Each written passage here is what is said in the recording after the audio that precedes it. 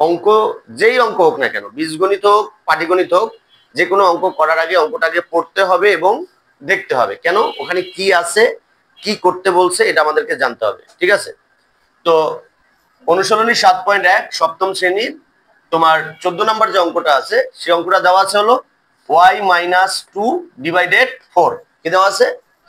y-2 divided 4। এটা হলো একটা ভগ্নাংশ, এটা হলো একটা ভগ্নাংশ। এটা কি? একটা ভগ্নাংশ। উপরে আছে তোমার লব, নিচে হলো হর। আবার যোগ চিহ্ন আছে, যোগ চিহ্ন দিয়ে দেওয়া আছে কি 2y-1 ডিভাইডেড 3। এখানে আবার আরেকটা ভগ্নাংশ। তাহলে এই ভগ্নাংশ এবং এই ভগ্নাংশের মাঝখানে আবার কি চিহ্ন দেওয়া আছে? যোগ চিহ্ন দেওয়া আছে। তার মানে এই সমানের বাম পাশের অংশে ভগ্নাংশের যোগ অঙ্ক দেওয়া আছে, কি ঠিক না? আবার সমান, সমান দিয়ে আবার এখানে কি দেওয়া আছে y-1 ডিভাইডেড 3। আবার এখানেও ভগ্নাংশ দেওয়া আছে। তো এই ভগ্নাংশের মাঝখানে কি চিহ্ন দেওয়া আছে? মাইনাস। তার মানে এখানে কি, এখানে ভগ্নাংশের বিয়োগ করতে হবে নাকি? এখন ভগ্নাংশের যোগ বিয়োগ অঙ্ক করতে হলে আমাদের কি করতে হয়? 1 নম্বরে লসাগু করতে হয়। কার লসাগু করতে হয়? হরগুলোর লসাগু করতে হয়। তো এখানে দুইটি অঙ্ক দেওয়া আছে। কয়টি অঙ্ক দেওয়া আছে? একটা সমানের বামে, একটা সমানের ডানে। এই দুটো অঙ্কই আমরা একসাথে করব। তো প্রথমে বাম পাশের অংশের মধ্যে দেখো কি লেখা আছে, বা দেই প্রথমে নাকি? বা দিয়ে মধ্যে বা দেওয়ার পরে এই 4 এবং 3 এই দুইটা হর, এই 4 এবং 3 এর লসাগু করতে হবে। তো 4 আর 3 এর যদি আমি তোমাদের এখানে লসাগু হয় কিনা দেখাতে চাই, যে 4 এবং 3 এই দুটি কিন্তু এইভাবেই আমাদের লসাগু করতে হয় নাকি? আচ্ছা, এই 4 কে তো 2 দিয়ে ভাগ করা যায়, আর এই 2 দিয়ে কি 3 কে ভাগ করা যায়? যায় না। তাহলে যেহেতু এখানে দুইটি হর রয়েছে বা দুইটি সংখ্যা রয়েছে, তাহলে দুইটি সংখ্যাকে এমন একটি সংখ্যা দ্বারা ভাগ করা যেতে হবে। তো এমন কোনো সংখ্যা নাই। 4 এবং 3 এই দুটার সাধারণ গুণনীয়ক নাই। তো সাধারণ গুণনীয়ক না থাকলে কি করতে হবে? ওই দুইটাই কি করতে হবে? গুণ দিতে হবে। তো এখন ওই দুটাকে যদি আমরা গুণ দেই তাহলে লসাগু কত হবে? 3 আর 4 12। 3 আর 4 কত হবে? 12। এরপরে কাজ কি? হর দিয়ে লসাগুকে ভাগ করা। তো এইটা হর 4, 4 দিয়ে যদি আমরা 12 রে ভাগ দেই তাহলে কত হবে? 3 হবে। ওই 3 দিয়ে আবার উপরেরটাকে কি করতে হবে? গুণ। আমরা সরাসরি গুণ দেব না, কারণ সরাসরি গুণ দিলে ভুল হওয়ার সম্ভাবনা থাকে। এজন্য গুণটা আমরা এখানে দেখায় দেব। তাহলে আমরা লিখব 3 ইনটু y-2, এরপরে কি চিহ্ন? প্লাস। এবার এই 3 দিয়ে নিচেরটাকে ভাগ করতে হবে। তো এই 3 দিয়ে যদি নিচেরটাকে আমরা ভাগ করি তাহলে কত হয়? 4। ওই 4 দিয়ে আবার উপরেরটাকে কি করতে হবে? গুণ। তাহলে আমরা এখানে গুণটা দেখায় দেই, 4 ইনটু 2y-1 সমান। এখন এই জায়গার মধ্যে লসাগু কোনটা হবে? এখানে তো একটাই হর রয়েছে। তো যদি একটাই হর থাকে তাহলে লসাগু কোনটা হবে? সেটাই হবে। তাহলে এখানে কত আছে? 3 আছে। কত আছে? 3। এবার এর নিচে তো কোনো হর নাই, আছে? যদি হর না থাকে তাহলে এটা দিয়ে এটাকে সরাসরি গুণ করতে হবে। তাহলে y দিয়ে 3 দিয়ে গুণ করলে কত হবে? 3y হবে। কি হবে? 3y। তারপরে কি চিহ্ন? মাইনাস। এখন 3 দিয়ে 3 দিয়ে ভাগ করলে কত হয়? 1। 1 দিয়ে আবার উপরেরটাকে 1 কে গুণ করলে 1 এককে 1। এই যে আমাদের লসাগু করা হলো। লসাগু করার পরের যে কাজ সেটাও আমাদের করা হয়ে গেল। এখন আমাদের পরের কাজ হলো শুধু গুণ করা। কি করা? গুণ করা। চলো আমরা গুণটা করে নেই। তারপরে আমরা লিখি এখানে বা। বা লেখার পরে লসাগু যা আছে তাই থাকবে 12। 3 দিয়ে y রে গুণ করলে কত? 3y। তারপরে এখানে কি চিহ্ন? মাইনাস। 3 দিয়ে 2 রে গুণ করলে 3 দুগুণা 6। তারপরে প্লাস প্লাস প্লাসে প্লাসে প্লাস। 4 দিয়া 2 রে গুণ করে কত? 8। লগে কি আছে? y। আবার প্লাসে মাইনাসে মাইনাস। 4 দিয়া 1 রে গুণ করলে কত হয়? 4 এককে 4। তারপরে সমান। এটার মধ্যে তো আর গুণের কাজ নাই। তাহলে 3 উপরে কি আছে? 3y-1। যখন আমরা গুণের কাজ করে ফেলবো, তখন আমাদের যোগ বিয়োগের কাজ করতে হবে। কিসের কাজ করতে হবে? যোগ বিয়োগের কাজ। চলো এখন আমরা যোগ বিয়োগের কাজ করি। তো এখন যদি আমরা যোগ বিয়োগের কাজ করি তাহলে এখানে কত আছে? 12। কত আছে এখানে? 12। এবার দেখো যোগ বিয়োগ করতে হলে কিভাবে করতে হয়? একই রকম চলকের যোগ করতে হয়। যেমন এখানে 3y, এখানে 8y। তাহলে এই দুটার যোগ বিয়োগ করা যাবে। 3y সামনে কি চিহ্ন আছে? প্লাস। 8y সামনে কি চিহ্ন আছে? তাহলে দুটার সামনে প্লাস থাকলে অঙ্কটা প্লাসই করতে হবে।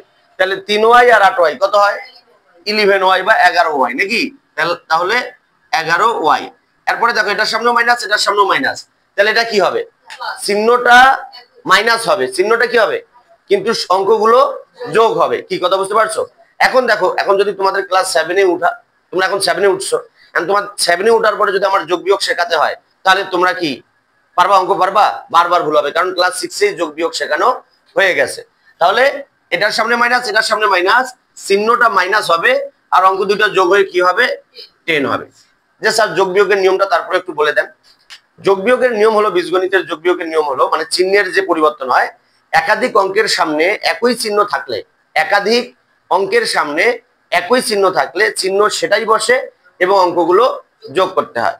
আর একটি অঙ্কের সামনে যোগ আর একটি অঙ্কের সামনে যদি বিয়োগ থাকে তাহলে মাইনাস করতে হয়, আর বড় অঙ্কের সামনে যে চিহ্ন সেই চিহ্নটা নামে। কি কথা বুঝতে পারছো? তারপরে বলে দিলাম, এটা মনে রেখো। এরপরে দেখো, এই জায়গায় তো আর যোগ বিয়োগ করা যায় না, তাহলে কি লিখতে হবে, 3y - 1 / 3। এবার এখানেও যোগ বিয়োগ করা যায় না, এখানেও যোগ বিয়োগ করা যায় না, কারণ যোগ বিয়োগের কাজ আমরা শেষ করে ফেললাম। এখানে একটি ভগ্নাংশ, এখানেও একটি ভগ্নাংশ, যখন এখানেও একটি ভগ্নাংশ হবে, এখানেও একটি ভগ্নাংশ হবে, তাহলে কি করতে হবে, আড়াআড়ি গুণ করতে হবে। আড়াআড়ি গুণটা কি, এটা দিয়ে এটারে গুণ, এটা দিয়ে এটারে গুণ। কি কথা বুঝতে পারছো? একজন স্টুডেন্ট আমাকে প্রশ্ন করছে, স্যার আমরা কি প্রথমে এটা দিয়ে এটারে গুণ করতে পারি না, তারপরে এটা দিয়ে এটারে গুণ? তুমি যেটাই আগে গুণ করতে চাও না কেন, তোমার অঙ্ক হবে, অঙ্ক ভুল হবে না। কি কথা বুঝতে পেরেছো? তাহলে চলো আমরা এবার আড়াআড়ি গুণটা করি। আড়াআড়ি গুণটাও আমরা সরাসরি করব না, এখানে দেখিয়ে দিয়ে তারপরে গুণটা আমরা করব। তো 3 দিয়ে প্রথমে এটারে যদি গুণ করতে চাই, তাহলে 3 × 11y - 10 সমান, এরপরে 12 দিয়ে যদি আমরা এটারে গুণ করতে চাই, তাহলে 12 × 3y - 1। কি কথা বুঝতে পারছো? হ্যাঁ, এরপরে আমাদের গুণের কাজটা করতে হবে। তো এখন যদি আমরা গুণের কাজটা করি, 3 দিয়ে 11y এর গুণ যদি করি, তাহলে কত হবে, 33y - 3 × 10 = 30 সমান, আর 12 দিয়ে যদি আমরা এটারে গুণ করি, 3 × 12 = 36y, তারপরে মাইনাস 12 এককে 12।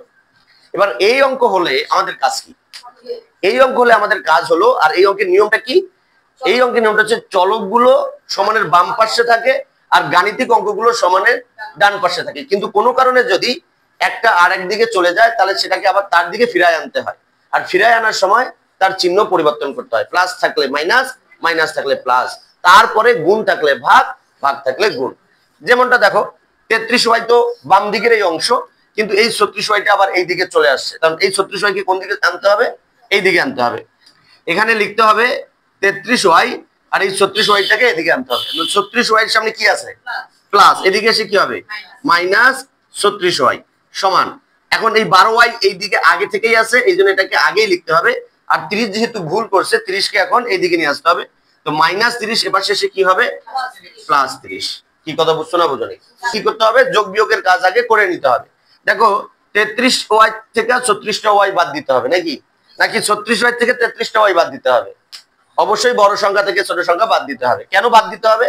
কারণ একটার সামনে মাইনাস রয়েছে, একটার সামনে প্লাস রয়েছে। এখন 36টা থেকে যদি 33টা বাদ দিই, তাহলে থাকে কত, 3। তাহলে আমরা লিখবো বা 3y। এখন বড় অঙ্কের সামনে কি চিহ্ন আছে, মাইনাস, তাহলে আমরা এখানে কি দেব, -3y সমান।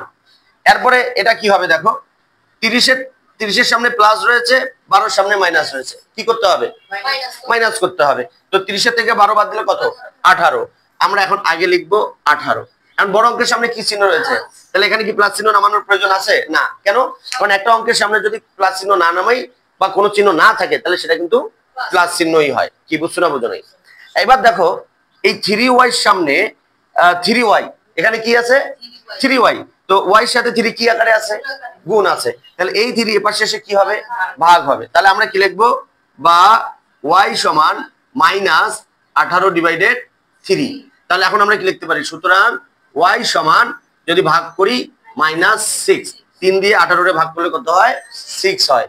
কি কথা বুঝছো না বুঝো নাই? হ্যাঁ, এখন আমি যে বললাম যে আজকের এই অঙ্কটা সবচেয়ে গুরুত্বপূর্ণ কেন, এবং এই অঙ্কতে আমি যে কথাগুলো বলি নাই সেই কথাগুলোও কিন্তু আমি আজকে বলে দেব।